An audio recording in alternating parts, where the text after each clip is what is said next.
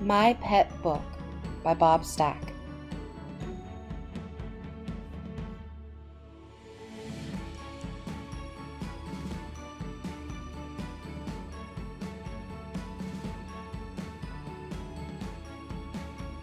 Most pets, you know, are cats and dogs. Go out and take a look.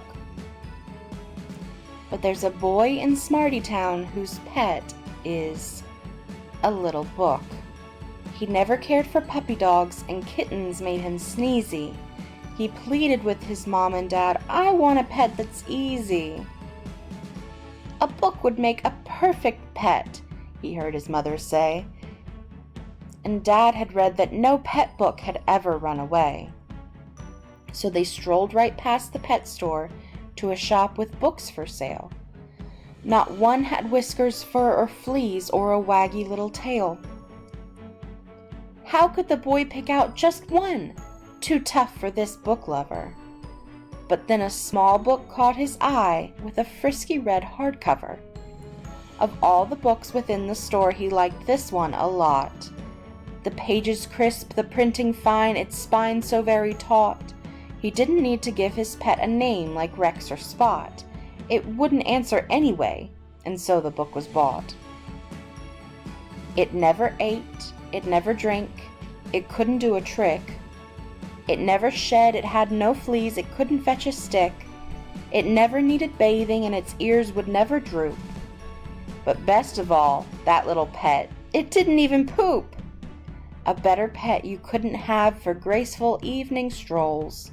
It wasn't like those ill-bred dogs that drink from toilet bowls, or like a cat that always sleeps or won't turn off its purr. A pet book never makes a sound and doesn't lick its fur. Inside the book were many tales of awesomeness and glory. The boy imagined as he read that he was in the story. The boy would leave his pet book home when off to school he'd go. But one day when the boy returned, the book was gone. Oh no! "He ran away! He ran away!" the boy began to bleat. "How could a pet book run away without a pair of feet?" The maid could hear the boy crying. That sound was such a rarity. "I think I know what happened.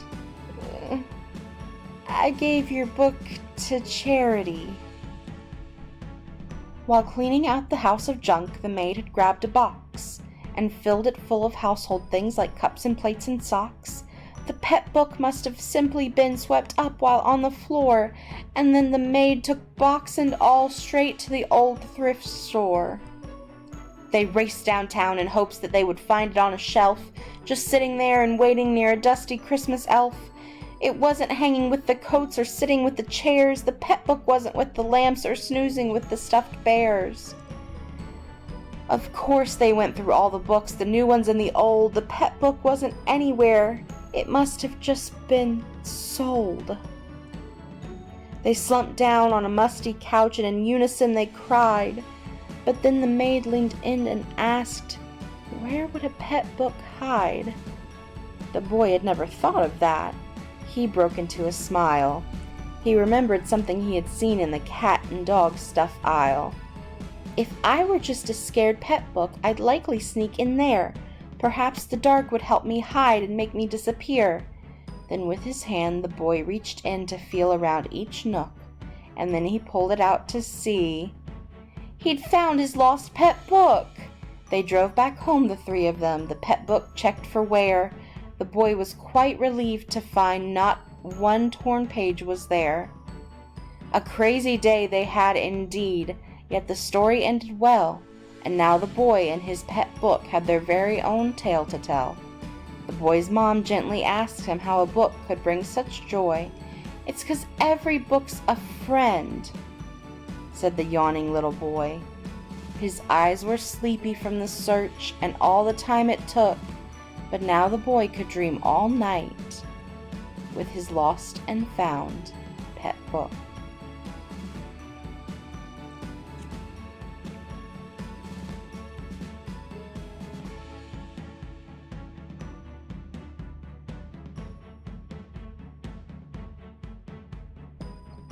The Whisper Written and illustrated by Pamela Zagarenski.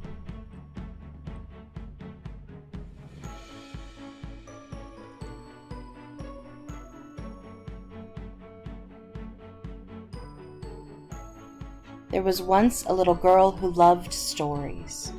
She loved how the words and pictures took her to new and secret places that existed in a world all her own. The characters became her friends, and quite often she grew to love them. One afternoon, while waiting for school to be dismissed, the little girl noticed a mysterious book perched high on a single shelf. "What's that book?" she asked her teacher. "That is a magical book of stories," replied her teacher. "It was a gift from my grandmother when I was just about your age. I have an idea. Would you like to borrow it for the night?"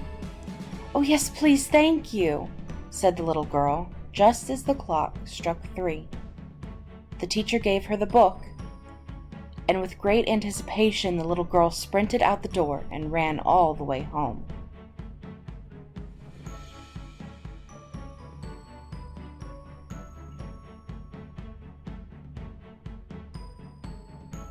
Once home, the little girl greeted her dog and ate supper, and when she was just about to burst with excitement, she escaped to her room to read.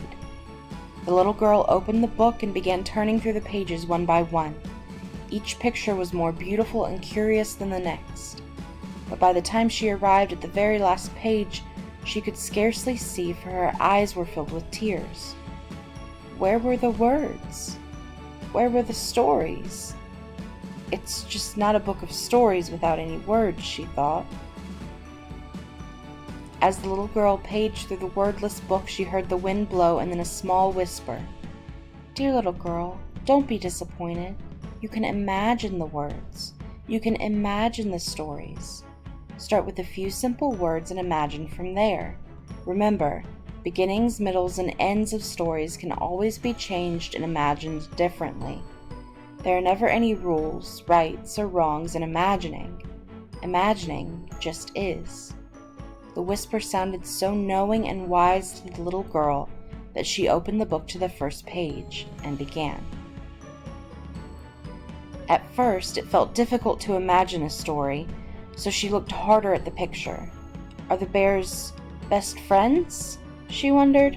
Maybe the blue bear is bringing honey as a gift. Bears love honey. Blue Bear's Visit. Now that's a good title, she thought. Then she began to tell herself a story. Blue Bear arrived on the first day of spring. He promised. The little girl studied the second picture. There's that little rabbit again, she thought. I wonder what the man is saying to that magnificent ox. I know. The secret. "Mr. Ox, you must please promise to not tell anyone, but we need your help. Last week..." The words began to come more and more easily to the little girl. Then the words grew into sentences, and the sentences became stories. The quest. Their 100-mile journey began in a sturdy wooden boat. "Are we there yet?" asked Rabbit. "In another 2 days and 1 night," replied Lion. "Oh, that's a very long time. I forgot. Please remind me again. Where are we going?" asked Rabbit. Tiger's Prayer. All the creatures of the land, near and far, would be coming, and the preparations were being made. The clown in the pointed hat would play music on his accordion, the wind horse would jump through hoops, tea would be served exactly at noon, for Tiger had something very important to say. A birthday party. As instructed, we arrived at exactly 3:33. 1 4-leaf clover and a large pot of hot steeping tea had been purposely placed near the entrance of the woods. An owl perched in a tree to our left and asked, "Who, who?" and we promptly answered with the secret password. Our job was to bring the birthday cake, vanilla with vanilla cream frosting and black raspberry filling with exactly 6 candles on top. Pan was very particular, and you could never quite know what to expect, but he insisted on throwing the surprise birthday party for the magical cloak. One night, a mysterious man in an elaborate cloak sailed into our harbor. Quite quickly, it became obvious to us that he was some kind of wizard or magician, for he could blow bubbles in the shapes of things. What was even more extraordinary was that the bubbles, once released, became real. Before long, enormous white whales filled our once calm harbor. Amazing as it was to see, we had to do something quickly to... The Golden Key. That very morning, Owl told us he would pick us up at midnight. We must be on time and prepared for anything. He held the small golden key tightly in his beak as we flew into the indigo night sky. We were ready to face... Word by word, hour after hour, the little girl imagined an entire story for each page. And when the moon was full and bright, she grew sleepy and drifted off into a dream world, woven out of the threads of the pictures and the stories she had imagined. When she woke, the little girl felt grateful for the small, knowing whisper. Already, she missed her new friends, the ox, the owl, and the tiger. She yearned to open the book once again, but the sun was up over the horizon and the birds were already fluttering about, chirping their morning songs. She did not want to be late for school, so she tidied herself, scooped up the book, and rushed out the door. Along the path, she met a fox holding a curiously round package. "Excuse me, little girl," said the fox. "I believe I have the words to your book. I saw them spill away, and because I am a very clever kind of fox, I caught them in my net just before they drifted off." "Oh, thank you," replied the little girl, feeling a bit confused. "Now please, before you leave, could I bother you for a small favor?" asked the fox. "Why, of course," answered the little girl. The fox thanked the little girl, and the little girl thanked the fox, and she gathered the book in the bundle of words and hurried down the path to school once again.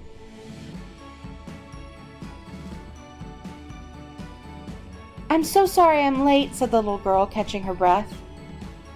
"There was a whisper, and I imagined stories for every picture, and I overslept, and the words, I didn't know that they had fallen away, but the clever fox caught them in his net, but I loved your book, and I almost forgot. Thank you. I have so many stories to tell you."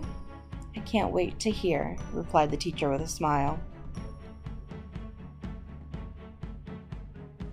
The Fox and the Grapes. A famished fox saw some clusters of ripe black grapes hanging from a vine. She resorted to all her tricks to get them, but this fox is of the very clever kind, so she imagined her story differently, and the grapes tasted ever so sweet.